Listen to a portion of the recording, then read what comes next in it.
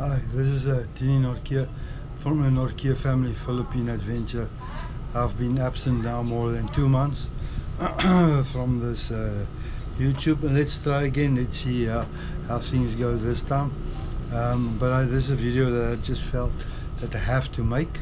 The main thing was the topic of discussion is I noticed there's a lot of discussion and conflict about the conflict of between China and the Philippines, and it's about the islands in the West Philippine Sea. It's really a major issue, starting to become China, especially China, starting to become more aggressive, more challenging the Philippines.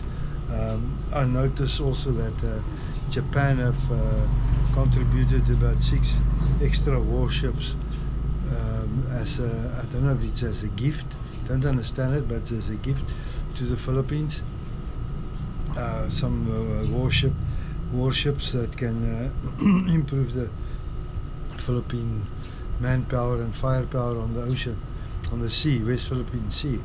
So my concern is there's so many wars going on and so many things already. Israel has got so many wars going on with Iran, and also you see Ukraine and Russia.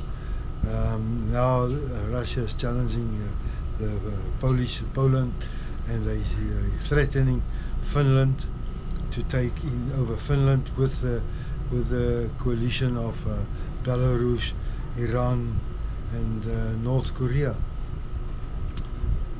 For example, if China decides they want to attack the Philippines, you know, here in Mindanao, Davao City, Mintal, I've checked around, and there's no bomb shelters.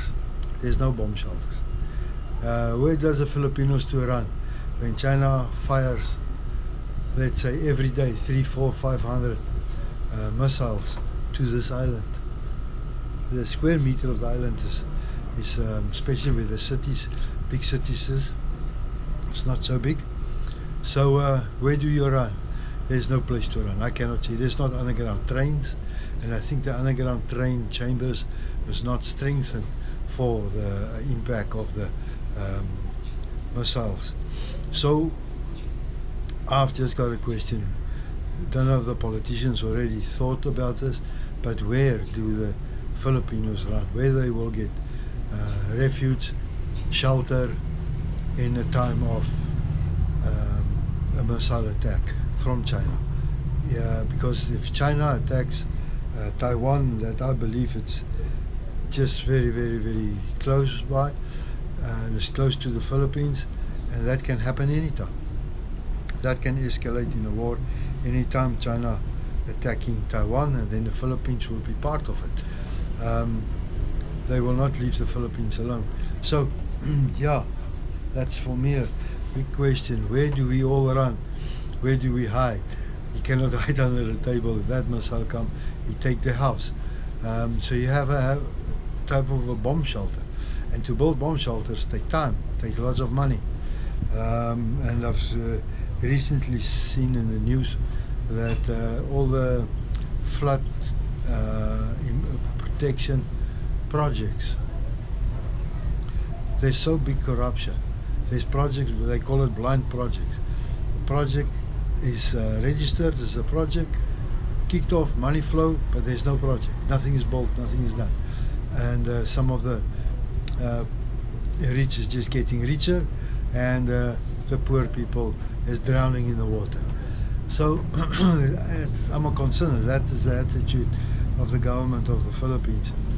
That you know, where will we go? Where will each and every Filipino? There's 100+ Filipino citizens, especially in big cities like Davao, Iloilo, Cebu City, Roas, Davao City, Kakiandor, Sabonga. Where will the people run? They cannot see. There's no place. You cannot hide in a drain. The drains is all full of mud and sludge, so you cannot hide in a drain. So that is something that I hope that they will keep in mind and what they're going to do to improve it. Because what I've seen is that the possibility of attacks can be already 2027. I think that is a schedule for the Chinese to take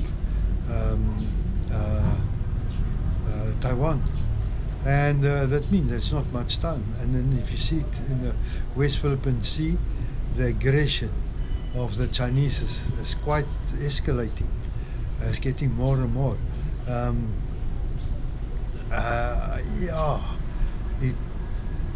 You can be ready with all your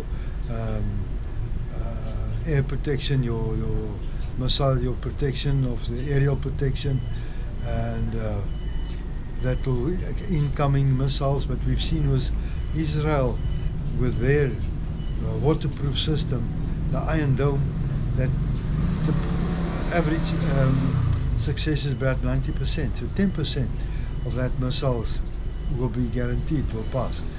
Now the Philippines don't have that Iron Dome system in place.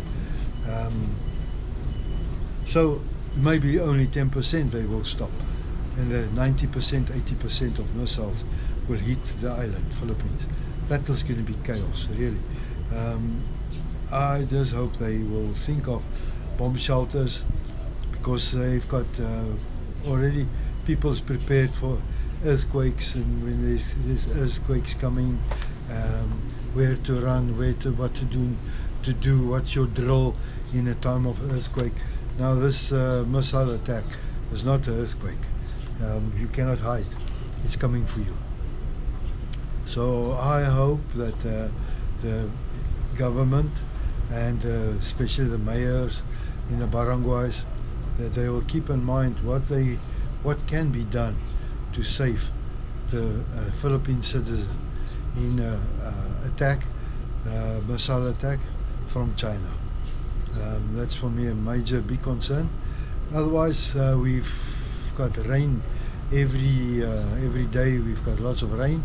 It's raining in the evenings a lot, and we've got a lot of projects here at the house. I'm sitting here under the veranda. It's like a toolbox shed, my little workshop. All the tools has been stored here, and we plan all the projects from here. So what I've done is already what finishes with the two CRs in the boarding house to improve the waterproofing from the floor and the walls. That's been done. Epoxy on the floors looks very nice, works very good. And also I've rerouted the pipelines of the water from the CR, the shower bathing waters. I've rerouted that pipeline. So it's a lot of plumbing work that I've done. And now the one that I'm busy with recently is that we've got a rising water table. And the water table, if it rains, is just under the floor of the kitchen. And the kitchen is about, let's say, a half-meter drop compared to the rest of the house. So the water table is rising, and then when it's very hard rain, it floods the kitchen, floods totally. We've digged a hole about close to 2 feet now.